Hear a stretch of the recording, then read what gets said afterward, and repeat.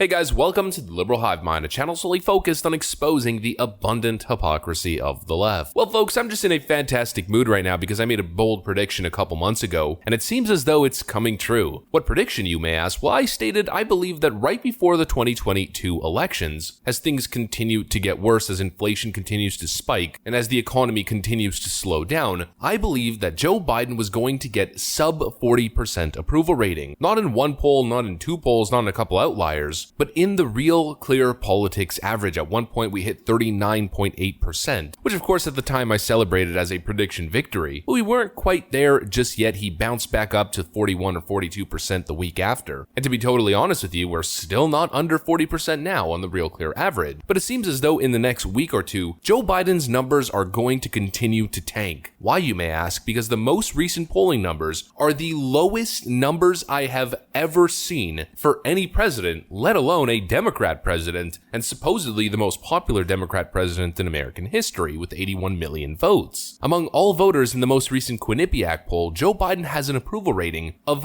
33%. That's Quinnipiac. Folks, the trend is absolutely staggering. There is literally one push poll from YouGov that's keeping Joe Biden above 40. The guy continues to tank, and the most popular president in American history is very clearly on track to becoming the worst president in American history if he isn't already. Let me show you guys these numbers, but of course, before we get into any of it, please make sure to leave a like, a comment, subscribe, share the video as much as possible. We are still shadow banned by the YouTube algorithm, hidden from non-subscribed viewers. And with that out of the way, let's roll the tape. Alright folks, so let's just go right into it. Take a look at this. Quinnipiac poll, Biden's approval rating sinks to the lowest level of his presidency. Biden job approval sitting at 33%, a loss of 5 polls from the previous Quinnipiac poll, which had him at 38. The survey was conducted from April 7th to the 11th, 1,412 adults, 28% Democrats, 26% Republicans, and 46% independents. And the breakdown is truly stunning. The overall all-adult voters, 33 to 54, Democrats 76 to 12, Republicans 3% approve, 94% disapprove, independents 26% approve, 56% disapprove, men 29% approve, women 37%, white college voters 52% approve, white no college 20%, 18 to 34-year-olds, which I guess is a little bit of Gen Z and millennials, 21% approval, white voters 31%, black voters 63%, which is down 20%, and Latinos 26%, which is down 28 points. That right there is probably the biggest drop in the most important number. Folks, Joe Biden's lowest approval rating is not among men, it's not among white men, it's among Hispanics and independents, at least when you're talking about race or identity groups, and then 20% white no college and 21% with young voters. There's underwater and then there's at the bottom of the ocean. Joe Biden's presidency seems to have been caught in the Bermuda Triangle and sunk to the bottom of the ocean. Friends, 26% approval with Hispanics. I've never seen such a number. I mean, 6 years ago, Democrats must have thought that Hispanics were in the bag, as if Donald Trump was a political gift from the heavens that they could use to fearmonger Latino voters into voting for them in perpetuity. Ooh, the evil Republicans, led by that evil orange man. Oh, they really hate Latinos. And if you think about it, their political strategy of opening the southern border to import Latino voters, in the end, might actually backfire. I've never seen anything like it. 26% among Hispanics. Folks, Joe is headed to sub 40% approval rating. Take a look at the trend. Take a look at the numbers right over here. The only poll that's keeping Joe Biden above 40% is this one right over here from The Economist/YouGov. If you take that 46% poll out, which is totally a push poll, I mean totally inaccurate, 49% disapproval, 46% approval with a -3 spread, I mean give me a break, then his RCP average is at 39.6%. The way this is going, the way this is trending, Joe is going to be sub 40. Now you might be questioning why the Quinnipiac poll shows 35% on RCP when it's 33% on their own website. Well, those are the skimmed down results with registered voters. With all adults, Joe Biden's approval rating is much lower. But I mean, still 33, 35%. I mean, pick your poison, same thing. But still 33, 35%. I mean, that is irredeemable as a Democrat candidate. The man continues to sink to new lows, and it's not just in the Quinnipiac poll. CNBC basically the same thing. The CNBC All-America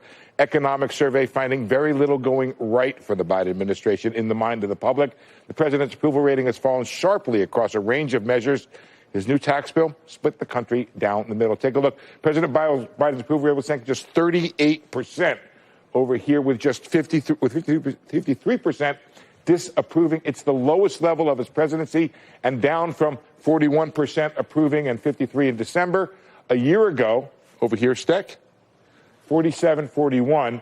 And we did, by the way, an online survey at the beginning of his presidency.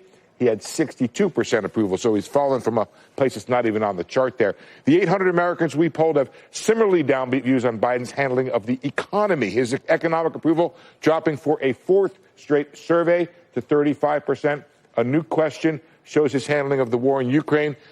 The best of all of his findings here, but just 40% of the public approving of his handling of the war in Ukraine. Comparing his poll numbers to our survey a year ago shows the president losing ground with key groups that helped get him elected. Take a look here. Women aged 18-49, they're down by 16 points from a year ago. People of color down by 18 points.